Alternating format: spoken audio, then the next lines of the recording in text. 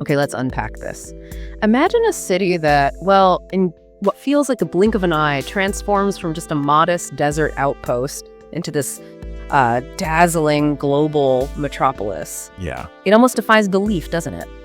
That's really the enigma of Dubai, and today we're taking a deep dive into its astonishing evolution. That's right. Our mission today really is to move beyond just the flashy headlines, the stunning skyscrapers you always see.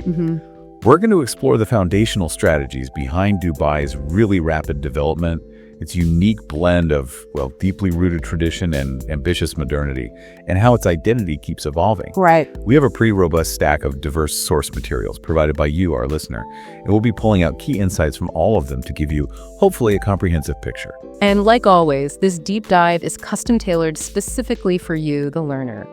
We promise not just a flood of facts, but hopefully some genuine aha moments, helping you clearly understand what makes Dubai tick, all without, feeling overwhelmed by information overload. So let's cast our minds back. Long before the iconic skyscrapers and those artificial islands, Dubai's origins are surprisingly humble. Very humble. Our sources tell us it was founded way back in 1833. Around 800 members of the Bani Yas tribe settling around a natural harbor, what we now know as Dubai Creek. Exactly. And initially, it was just a modest fishing and pearling hub. Just that. Though historical records actually suggest a settlement was present even earlier, maybe as early as 1799 AD. Wow, okay. But life back then was incredibly challenging. The 19th century brought significant hardships. There was a devastating smallpox epidemic in 1841 that forced some residents to relocate. Oh, wow. Then in 1894, a massive fire swept through Jumeirah, destroyed most of the homes. So setback after setback. Pretty much. But despite these, you see early signs of strategic thinking. The Emir of Dubai, in the early 20th century, he cleverly lowered taxes. Oh, smart move. Very smart. It attracted traders from nearby areas like Sharjah, and by 1910, Dubai had established itself as a really important Persian Gulf port. So the trading hub idea started early. It did. Unfortunately, that era of pearling prosperity eventually hit a wall. The Great Depression and also the rise of Japanese cultured pearls, it was a significant blow to the industry. That early history really paints a picture, doesn't it? A resilient place, sure, but still relatively small, constantly battling hardship. Definitely. The scale of the transformation that came next just seems unbelievable. So what was the pivotal moment? What was the spark that truly unleashed this incredible change? Well, for many people, that spark points straight to the discovery of oil. Right. Oil. Oil was found in 1966 in the Fateh region. Revenues started pouring in by 1969. Now, it's really crucial to understand this. While oil certainly helped, it provided initial capital. Dubai's reserves were significantly smaller than, say, Abu Dhabi's. Right, I think I read that. Yeah, our sources highlight that by 2018, oil accounted for less than 1% of Dubai's GDP. Less than 1%. Exactly, which reveals a profound insight.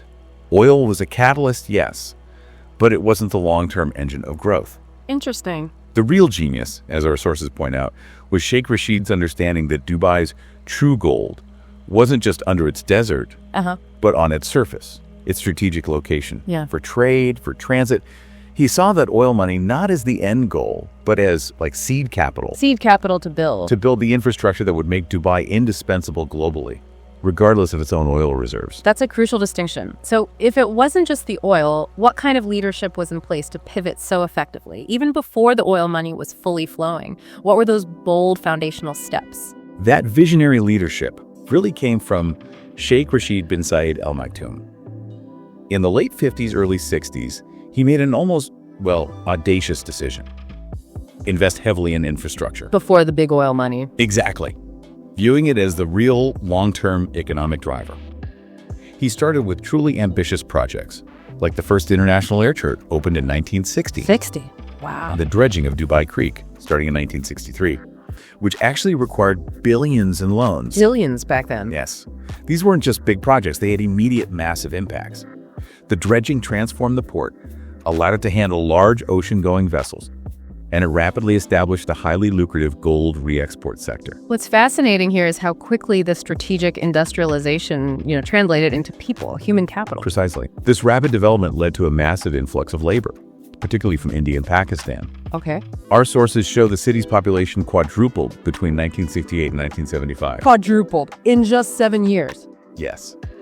a truly astounding rate of expansion, and that laid the groundwork for everything that followed. Given that forward-thinking vision and the new resources coming in, it's clear the city was about to undergo this massive physical reimagining. Oh, absolutely. What kind of architectural ambitions defined this new era, shaping the skyline we recognize today? Dubai's architectural evolution has been, well, nothing short of dramatic. If you look back, before the 1960s, traditional architecture relied on local materials, right? Like coral, gypsum, palm fronds. Right. And they even had those ingenious wind towers, the Barjeel. Ah, yes, the Barjeel. Yeah. Designed to funnel cool air into buildings, sort of early air conditioning, wasn't it? A fascinating system. Yeah. But yeah, with the oil boom and this new strategic direction, the city entered a completely new era.